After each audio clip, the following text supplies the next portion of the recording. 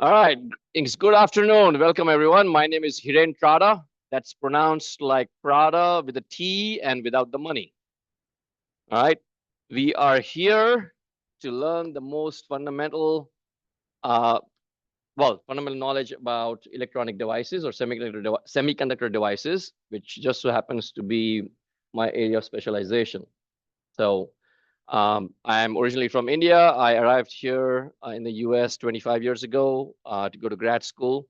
And I had no idea about this field where I learned about microfabrication and MEMS, which is semiconductor manufacturing, not chip design, chip manufacturing, which is a completely different field, completely different area.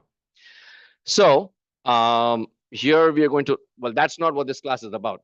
Okay, just so you know, I begin with confusing my students. Not a good way to begin. We're going to learn about fundamentals of semiconductors, how semiconductor theory, theory of p-n junctions, p-n junction diodes, transistors, both bipolar junction transistors and FETs, and a little bit about MOSFETs, which are field effect transistors. Okay. And then, of course, you're also taking 346 at the same time. Now, you've taken EE 113, right, which is circuits 1. Everything that you learn in circuits 1, you applied in circuits 2, you applied in circuits 3.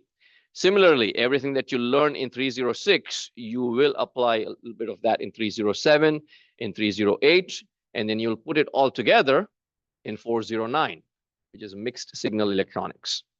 Okay, so you learn about fundamentals in 306, then you learn about digital circuits in 307, analog circuits in 308, and you put it together in 409, which is mixed signal electronics, op-amp design and stuff.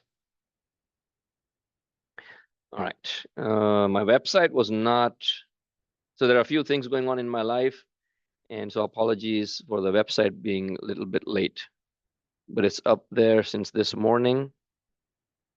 And for first viewing, I would strongly suggest you view it on a laptop or a desktop because it takes you directly to the front page. It is mobile friendly, so you can use it. You can view it on a mobile phone. You can view it on a tablet. You can view it on any device. But for first time viewing, I just suggest, going to the front page and beginning from there. All right, so you have been here for a while, or you might be new to Cal Poly. You may or may not have used Canvas in the past, but my site is actually set up like a website. It's not like a Canvas module, like module, PDF and upload. It's a little bit, well, it's actually very different, not just a little bit different. So you need to spend some time, with that website. What else was I saying? Oh, I was talking about semiconductor device electronics, right? So 306, 307, 308. So we are learning about the theory in 306. Just as 113 has the fundamentals of circuit analysis, in a similar manner, 306 has the fundamentals of semiconductors and semiconductor devices. So you're going to learn about the theory, how the devices function, how they work. Now, my specialization is in microfabrication, which is where we actually learn how to manufacture these devices. I usually bring show and tell, meaning I have semiconductor devices and wafers with me. They're in my office, so I'll bring them for next class. Speaking of my office, let's start with the syllabus. So this is the front page. The front page has some links on the front. The syllabus link is the same one that is on the left pane. So the left pane is from Canvas. I cannot change that. I can change only hide or view. I cannot add. I can only remove. Okay, so some things that are not required for the students to know or access, they are not in there. Or some things we're not using many of the plugins, so they are not available in the left pane. But this front page, this is customized, and I can create any link that I want in the front page in the center. So as I was saying, let's talk about my office and how to get in touch with me. So this is the syllabus. And from the syllabus, which more and more over the years now reads like a corporate legal agreement that runs into 50 pages. So if you have trouble sleeping at night, you can crack it open and make your way through 15 pages. Well, actually, it's more than 15 pages because each page would be an actual made up of like 2 or 3 pages. So probably 50 pages in all. Anyway, the reason it's like that, so there are answers to most common questions is already on here. So if multiple students have the same question, I can simply point them. Now you can find your answer on this page. Oftentimes in the past, some students have found some loopholes, and so we need to close that loophole, right? And so that's also on there so that nobody else can come back and say, how can you do this? You cannot do this because it was not there in the syllabus. Then we get into a whole conflict with the administration, the academic policies and everything. So we don't want to get into that kind of situation. Having said that, as I said, use this as a reference, not asking you to read each and every word on here. I will cover the most important points, basically, office hours, assignments, grading structure, all of those are the most important, right? So I'll go over everything. So office and office hours, I'm in building 20, which is this building. This building is in the shape of an E. We are in the lower wing or the lower prong of the E. And we have the middle wing, which is opposite SPL right there. SPL, everybody's familiar with the SPL, right? My office is in 117, which is exactly opposite the SPL. Okay. I'm here Monday through Friday from 8 to 5. My schedule is not up here yet, but it's going to be up here at the end, right here at the bottom. Okay. So in the meantime, you can still go to this website. How many of you are familiar with this website? None of you? Some of you? This website is called schedules.calpoly.edu. I believe it's run by a professor or a department in the College of Science and Mathematics. It's a very easy way to access information about classes all across the university. Okay. For example, this is electrical engineering. Every single class about fall is right here, including the names of the instructors. You can go back in time and look at classes that were offered previously. It goes back for about, I don't know, 5-6 years, I think. Winter schedule is not yet up, so you can't see winter yet. This is pretty much old stuff. So when we get to fall and I click on plus, it's still fall. Okay, so that's not up. But anyway, so you can look up anybody's schedule on here. My schedule is here. I'm here teaching every single day except for Tuesday. Tuesdays, I have department meetings, I have academic senate meetings, and I have a few other meetings and stuff. Obviously, that does not show up in this lecture and lab schedules. Okay. 306 is my last class of the day. I'm typically here till 5 o'clock. My office hours are not yet finalized, but I think it'll be Monday, Wednesday, Friday from 11 to 12. Okay, Monday, Wednesday, Friday, 11 to 12, which is like right after my 201 class. We are in 131. My office is in 117. You can easily wrap up and make my over there in about 5 minutes or less. All right. So instructor schedule, let's go up to the top. All right, my email is hstrata@calpoly.edu. I'm not a millennial, I'm not Gen Z, I'm not Gen X, I'm middle age or close to middle age, but I still have my smartphone tied to my hip at all times. Either I'm in front of a computer, or if I'm outside somewhere, I do have my smartphone, I do have internet connection. So if you send me an email, chances are you will receive a response within a few minutes. Okay. Canvas works too, but Canvas inbox is sometimes weird. Sometimes a notification would pop up, then I have to open up the Canvas app. It takes a few minutes to load, and sometimes there are glitches. The notification does not come up until like a few hours later. Doesn't happen often, but some just happens sometimes. Email works very well. Okay, so just send me an email. When you send me an email, in the subject line, do not write, I have a question. It's obvious that you have a question. That's why you're emailing me. So write in EE306-05. That's all I need. I don't need anything else. We are 05, right? Yeah, we are 05. We are section 05. If you are contacting me about the lab, then make sure you're writing EE346. Right? I'm teaching several other classes, and there are overlaps of topics among some classes. So if you're sending me an email about the lecture class 306-05, it makes my job easier. Okay, you don't even need to have 05 in there because I'm only teaching one section of 306, unlike last fall. So just have 306 on there. And that, it seems like a small thing at your end, but it's a very big thing at my end. All right. Also, 6 years from now, you're not going to care about any Cal Poly emails. Okay.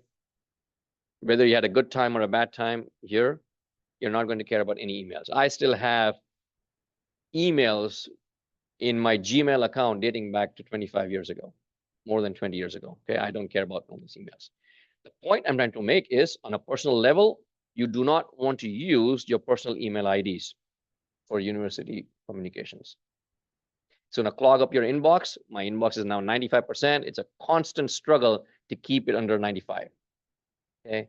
I have all those emails. Even if I go searching for those emails, I'm not going to be able to find all of them. Just a waste of my time.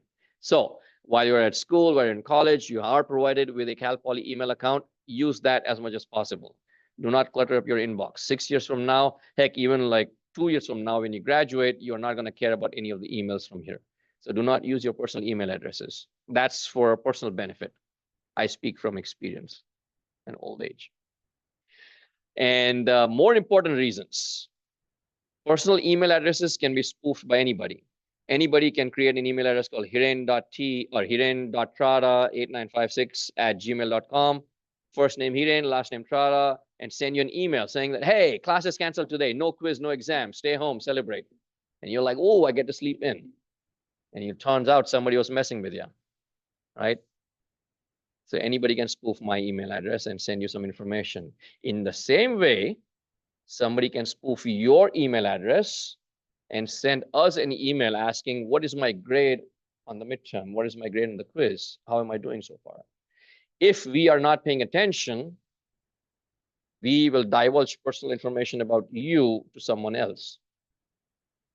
It hasn't happened so far, but it could easily happen. So if you send me an email from a personal email address, chances are you may not receive a response. Always use your Cal Poly email ID to communicate with all Cal Poly faculty, staff, or other students. Doesn't really matter who. Always use your Cal Poly ID. So personal level, there's a benefit. Professional level, there is a requirement. Okay.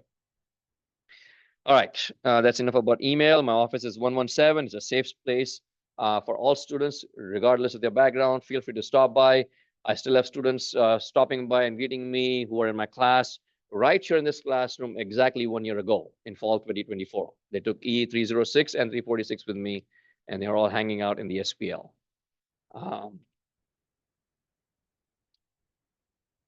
So I'm very easy to find. Point is, come in, stop by, say hi. If you want to hang out, do your work, that's also fine with me. Okay. Office hours, again, as I said, not yet finalized, but Monday, Wednesday, Friday, 11 to 12. If you want to see me on Zoom, you send me an email. I do not log on to Zoom. I do not wait around because Zoom kicks us out after like 30 or 40 minutes. And if I have multiple windows open, I'm not paying attention. Okay.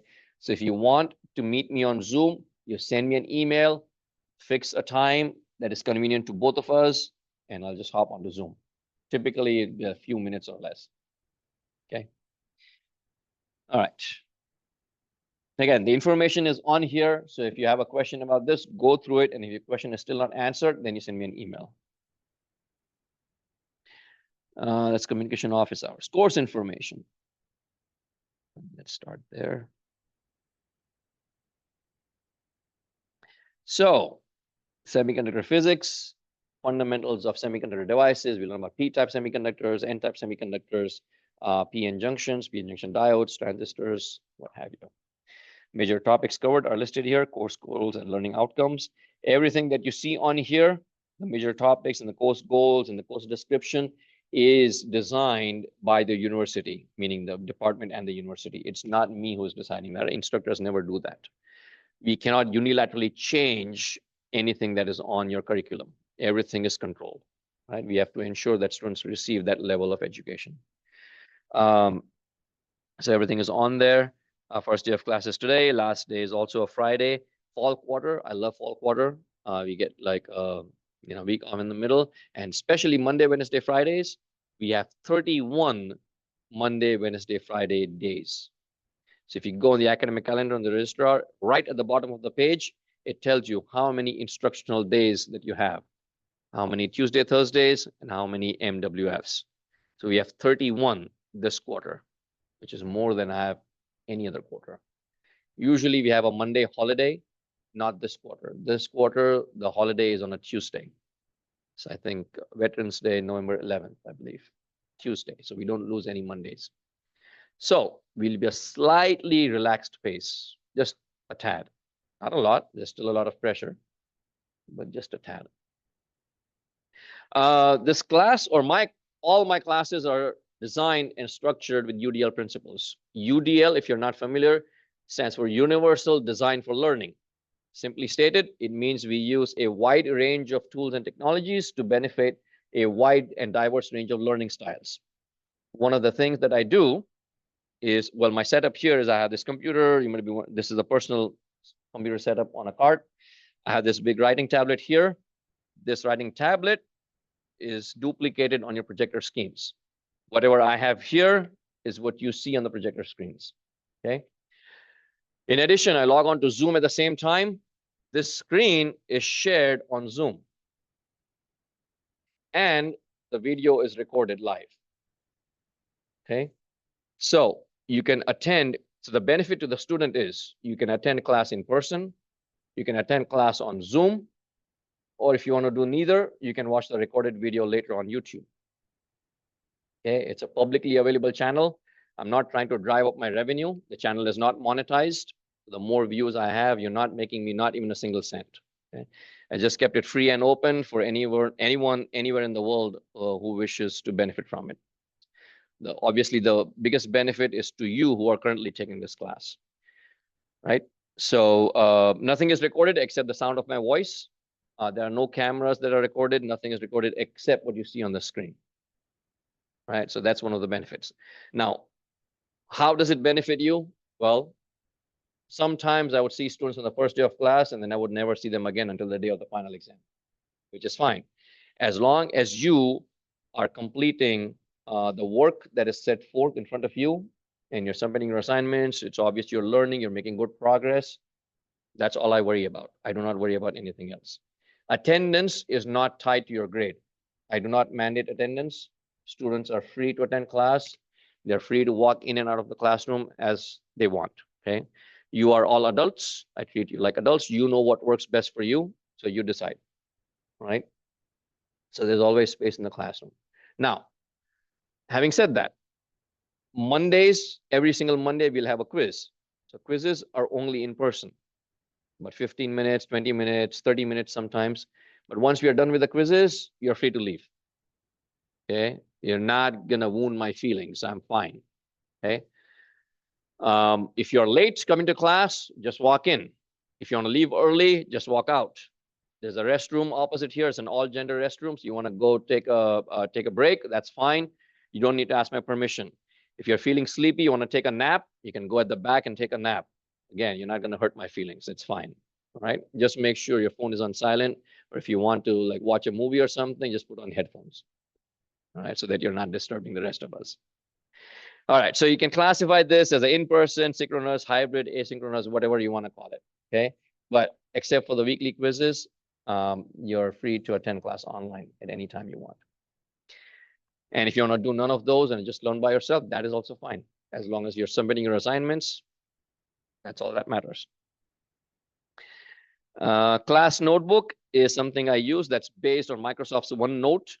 Microsoft recently changed their app, a Canvas integration app. They now call it, where is it? Microsoft Education. I'm going to move it up. It's not going to be way at the bottom. So on the left pane, you see Microsoft Education, right? And that's the same link as this class notebook. And I'll change that link in just a little bit. So this Microsoft Education, when you open it, why it makes me sign in every single time?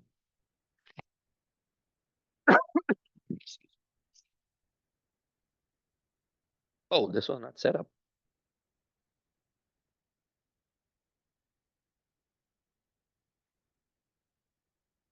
I thought it was.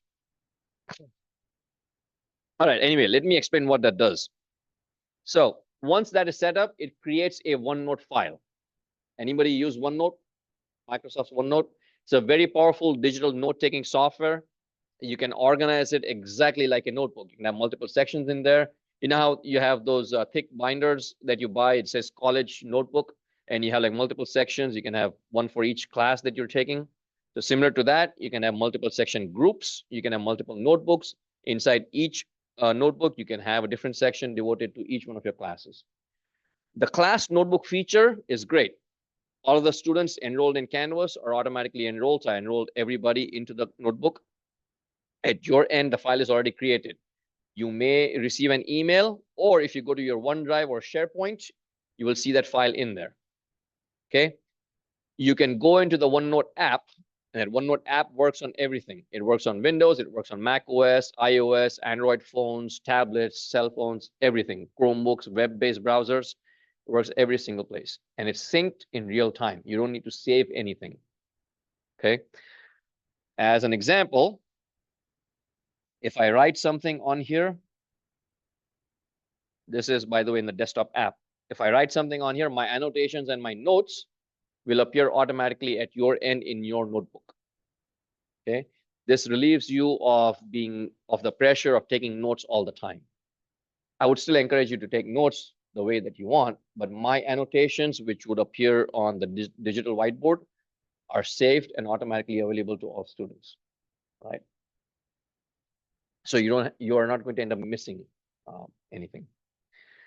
Anyone know what's so special about this sentence? As every letter of the English alphabet, A to Z. The quick brown fox jumped over the lazy dogs, or jumps over the lazy dog. I try to practice it, but my handwriting is still like chicken scratch. So if you have any trouble reading the words, just let me know. Hey, what is that word? Is that an O or is that a 4? All right. Let's go back here. So that's the class notebook. Course information.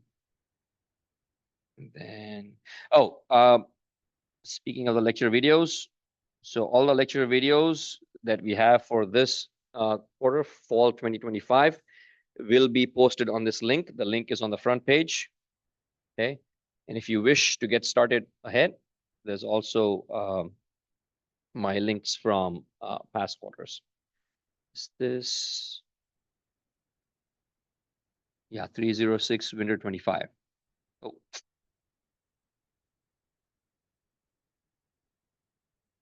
So they'll be pretty much the same, except there'll be slight minor differences. There are 3 playlists from the most recent year. And so you can go online and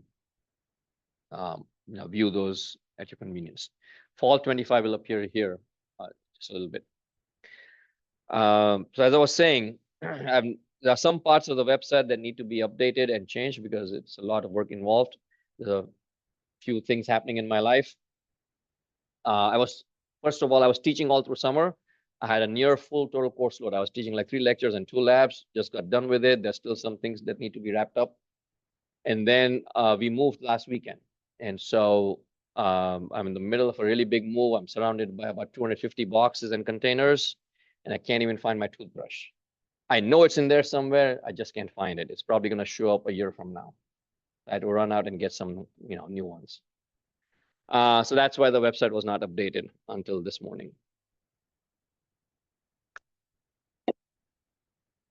Okay. See. Syllabus. Oh, textbook. All right. Here is kind of mixed news. So Cal Poly has a custom edition of this package. If you have gone to the bookstore, you might have seen there's these 2 books. One is for 306, the other one's for 308. They are based on 2 books. One is written by name is slipping me. It's Yeager, Richard Yeager. So it's Yeager and Blaylock. It's microelectronic circuit design. And the second book is Analog Circuit Design by Jose Franco. Or Jose. Can't remember the first name. Franco was a professor at San Jose State. Okay, those 2 books are excellent. Anyway, so Yeager's book is kind of like the gold standards in microelectronic circuit design for a long time. There are actually several other books by Razavi, by Millman and Taub, by, let's see, who else? Circuit Design, by Oxford Publishers. But this is the one that we are using, okay? So this customization package has both McGraw-Hill Jaeger book as well as McGraw-Hill Franco. Now, all put together, this package costs 120 bucks. Okay, no, it's actually more than that. So I negotiated with McGraw-Hill last year for a lower price, and this provides us with the online access code for Jaeger. It provides us the ebook for Jaeger, and it also provides us the ebook for Franco. So everything is available to students. The cost, even though it's 50 bucks, it's a lot of money, but compared to the other package that's from the bookstore, it is far less. The bookstore package is in excess of 120. I believe it's actually close to 150, but this one is for 50. Okay. Now, anytime when I was a student and I came across the syllabus statement saying that I had to pay more money to actually, buy this package or this textbook, I would always think this professor is trying to get out of grading assignments. But that's not how I structure my classes, okay? If I am making students purchase an access code, I make sure that you get your money's worth, okay? To that end, the course is structured and set up this way. This is via Poly Access, so this should already be in your accounts. The money is not charged until after the drop date. So if you decide to drop out of the class, then there's no charge. Okay, but if you decide to continue with the class, then this charge will automatically appear $49.99 in your student center. Okay. Now, this comes with the ebook. The ebook, I can set reading assignments. I can set homework assignments. With the Connect system, how many of you have used it before? Some of you do have an account, right? So this Connect course is going to be set up. So if you have an account, you're going to sign into it directly from Canvas. Do not sign outside of Canvas, okay? You go through Canvas, you link your account, and you're already in there. There'll be several assignments. Every single assignment has multiple attempts. You can attempt it unlimited number of times until you get the right answer. So it's maximized for your learning, and you get the benefit of points. So you learn at the same time as you're earning points. So there's no reason why anybody should say, I'm in a rush, I just want to grab somebody else's work or just run it through AI and then submit it. Again, this is one of the most important classes as an electrical engineer. You want to maximize your learning in this class. Okay, so learn as much as you can. And I've put forth the structure, time, and the effort so that you maximize your learning. Right. So assignments, I'm just going to skip over to the assignments tab and talk about that in just a little bit. So the package comes with the ebook, 2 ebooks, as well as the Connect. So reading assignments will be based on the Jaeger. There'll be also Franco assignments, and then the homework assignments based on Jaeger. Okay. Poly Access team is right here. Please read. If you are planning to drop out of the class, you are automatically opted out. If you withdraw from this course, you must email the Poly Access email to let them know. Otherwise, they will inadvertently charge you. Okay. Homework counts for up to 35% of your overall grade. It's a generous and massive chunk. It's not kept at 10%. As I said, I make sure you get your money's worth. Okay. And there are extra credit problems and reading assignments spread throughout the course. So it is possible that you will end up with more than 100% in the homework category. That is, if you do every homework correctly, which the homework is set up so that you end up earning more than 100%. Okay. That extra credit is not capped, meaning there is no limit to it. Anything that you earn above 100% is carried over and applied to your overall grade. Okay, so if you earn 3, 4, or even 5% extra in homework category, that will be applied to the quizzes category. It could also be applied to the final exam category. So you don't lose any of your extra credit. If you put in the effort and you earn those points, you get to keep those points. You will not lose them. Okay. All right. So homework, let's talk about homework a little bit. This Connect assignments, and there's physical scan of PDFs.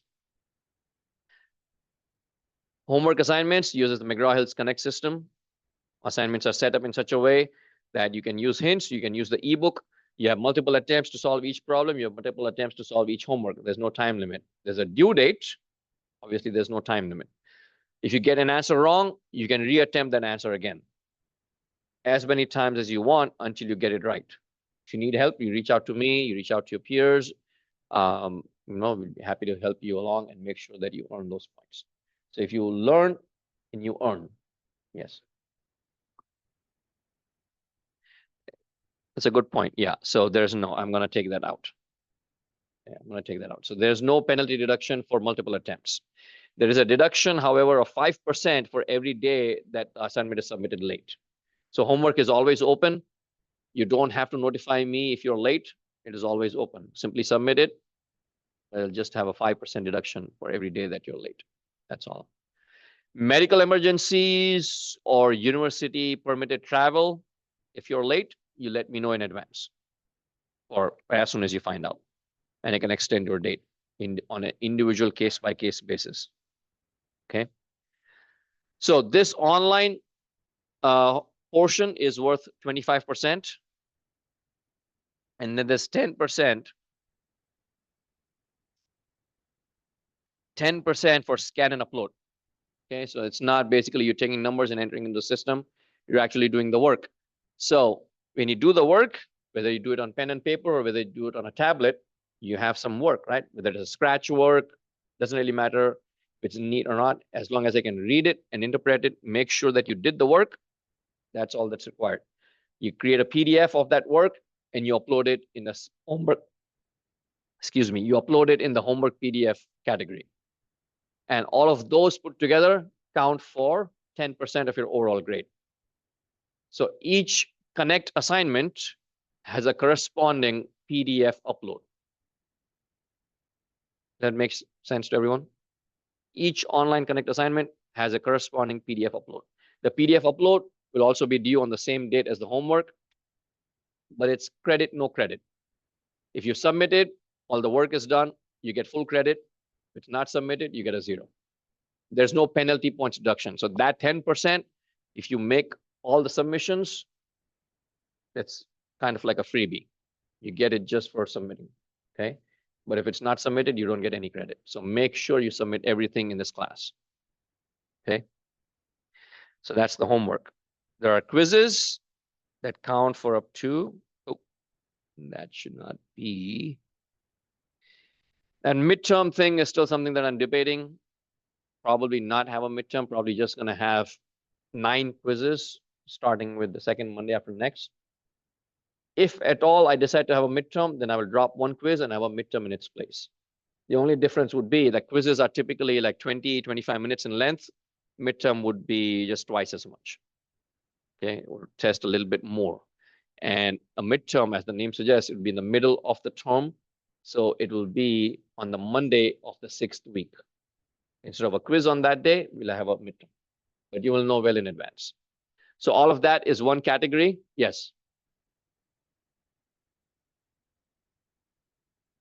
It'll be added. So the question being asked is if I decide to drop the midterm and not have a midterm and have a quiz instead, where would that category go? It will just be added to the quizzes. So it's quizzes and midterms would be like one single category. So 35, and then it'll be like 40 and 25.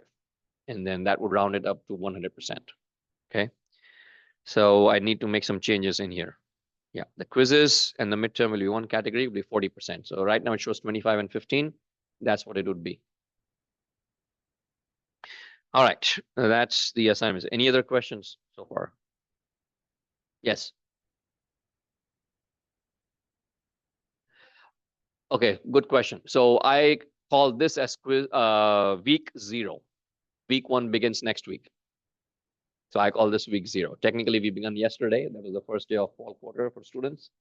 But I call it as week 0. And then next is Monday. On Monday, we will have quiz 0.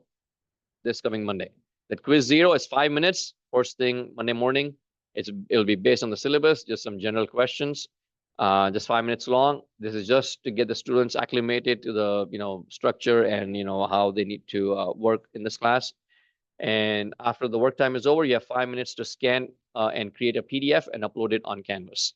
Okay, so every single quiz, every single week will go in that format. Quiz 0 does not have any penalty, meaning if you get questions wrong, you still receive full credit.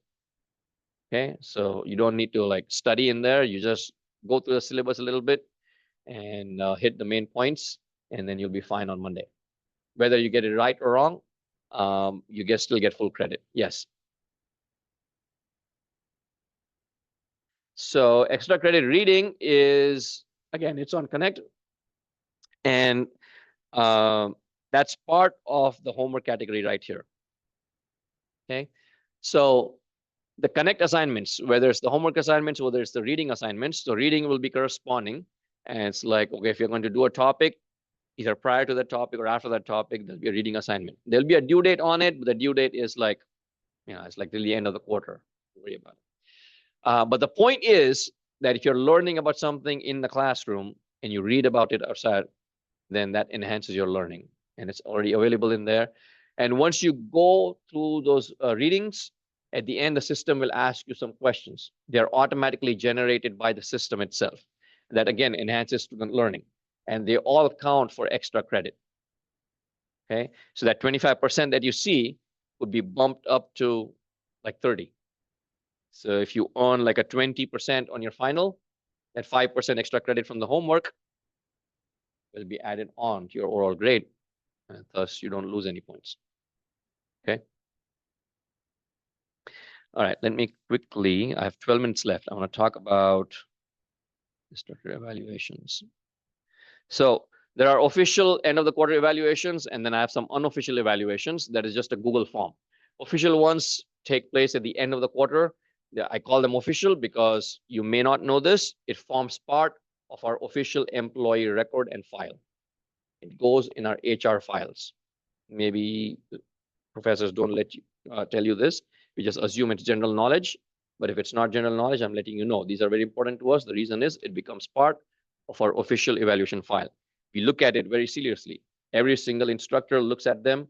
Then our fellow faculty peers do an evaluation on us. They look at those. They read your evaluations.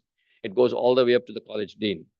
So the fellow faculty peers read it. Our department chair reads it. It goes up to the associate dean and the dean. And they also read it and write their own evaluations. So everything that is in place today is a result of the feedback we receive from students who came before you. You submit your evaluation at the end of the quarter.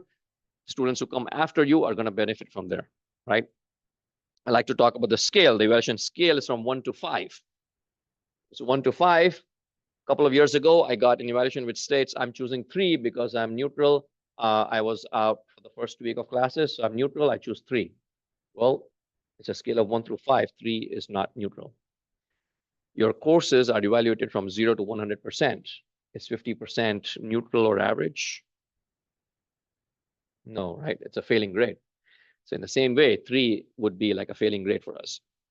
The entire EE department across 1,500 responses for the last quarter, or pretty much every single quarter, the average comes out to 4.35 approximately. So 3 is not neutral. 3 is like way below average, way below average. Now, having said that, if your experience is 3, you be honest and you write it in there. You can write he sucks in there, but don't just leave it as he sucks. I mean, I need to know why I suck. You just let me know, and then I can, can change it. So that's the official end of the quarter evaluations, which shows up in a Cal Poly portal. It's completely anonymous. We don't know who submitted it. We don't even get those reports back until the end of the beginning of the next quarter, right? So there are official evaluations, and then I have some unofficial evaluations, which is simply a Google form. Again, it's a publicly available anonymous form. You could send it to your friend on a beach in Florida, and they would be able to fill it out and submit it too.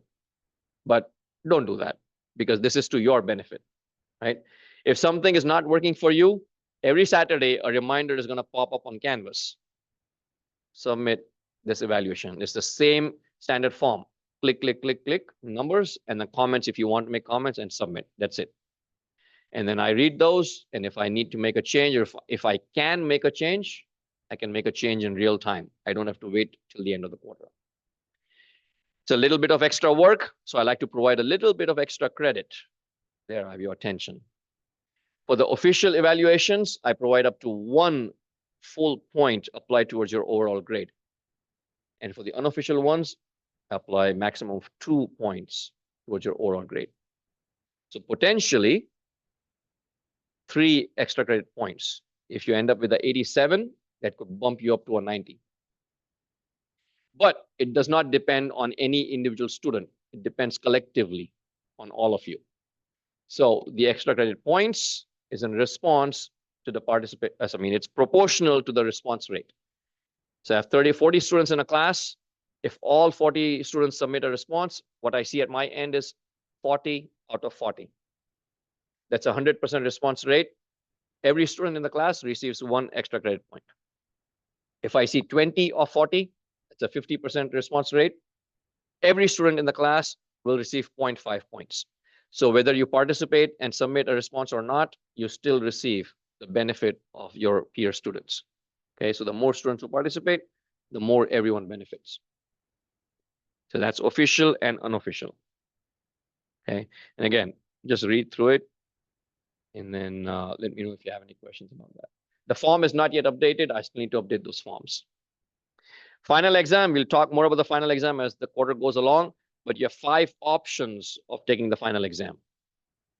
Okay, usually I teach 3 lecture classes, and I permit students from any of my classes to give the exam with any of the other classes, as long as I have space in the classroom.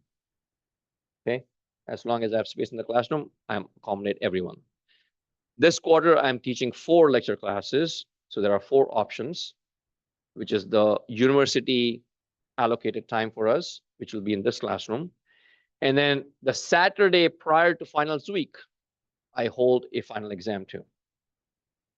Okay, so you have 5 options. You can take the exam anytime you want. If you want to get done early, you can take the exam on the Saturday before finals week, or you can take it during the university mandated time, or you can take it at any of the other times that I have. I will update the final exam page, and I will let you know. There'll be a form that will appear at the bottom of that page, and you can choose when you want to take the exam. If all you're doing is taking the exam at the 3:06 allocated time, then you don't need to do anything. You just simply show up on that day. Otherwise, it's first come, first serve for alternative times. All right. And I have 7 minutes left, and I just want to talk about this. Now, if you've been here for a while, you may or may not know some of the faces that are in this classroom. But what I like to do is I like to have a small discussion post, right? And this discussion post is worth up to 10 points. It is applied to your quizzes category. There's 5 points for making a post and 5 points for replying to someone else. It is part of your grade, but there is no mandate or compulsion for any student to share beyond anything they're comfortable with. Okay, there are some prompts right here. You can use these prompts as a guideline. If you are not comfortable sharing anything about you, you want to leave it blank, that is fine. But you send me an email. You let me know that you're going to leave it blank. Okay, because when I sit down to grade these, I just have a list. I go to the grading. Student, student, student, student, student, response, response, response, response. If I see a post and a reply, post and a reply, you get 10 points. If I see just a post, no reply, it's 5 points. If it's blank, you get a 0. Unless you notified me, okay? So if you want to leave it blank, it's fine. You can leave it blank, but you let me know because it is part of your grade, okay? If you leave it blank and you let me know, you get full 10 points, right? So to break the ice, I went first and I have my post on there. You can read through at your leisure. I just want to bring up a couple of pictures I have at the end when I was wearing a do-rag on my head and trying to be a leather riding biker punk. Not really. I was a geek and a nerd, and this is just like my all right. So just wanted to like, I'm from India. We learn riding 2-wheelers, motorcycles, Vespa, scooters, mopeds, cars, all at the age of 18. So I learned. I had my driver's license for both when I came here. I went to Louisville in Kentucky for my grad school. And so when I went to get my driver's license, they said, since I already had an existing license, all you have to do is take the computer test, the written exam. And if you pass that, you're good to go. You don't need to give a driving test. So in 25 years in the US, I've never given an actual driving exam. I've trained a lot of other drivers. I taught my wife driving, I taught my niece driving. They successfully obtained their license, but I have never given an exam here. All I've done is a computer written test. So when I first did a test, they saw that I had a motorcycle endorsement. They said, "Do you want to give the motorcycle test?" And I said, "Sure, why not?" And so I had it since 2000. And then in 2004, I ended up buying this motorcycle, which is a smaller 500cc bike, which is right here. And then 1 year later, I upgraded to this beast, this one. I got it in 2005, sort of a birthday gift to myself. And 10 days later, it was stolen. And then they recovered it 60 miles south of Louisville. Some guy had stole it, and no one ever figured out. The police and the dealership, they're like, "Are you sure you didn't loan it out to someone? You didn't leave your keys in there?" And I was like, "I have both my keys here.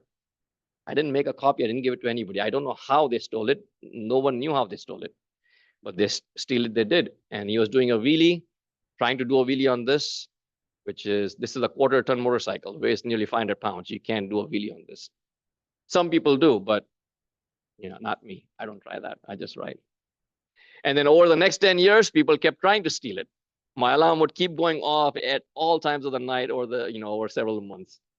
And then in 2015, someone did manage to steal it and take off with it. And so then at that point, I just filed insurance claim and got my money back. So now that I was here, California, beautiful riding weather and everything, I want to get one, but my wife says no.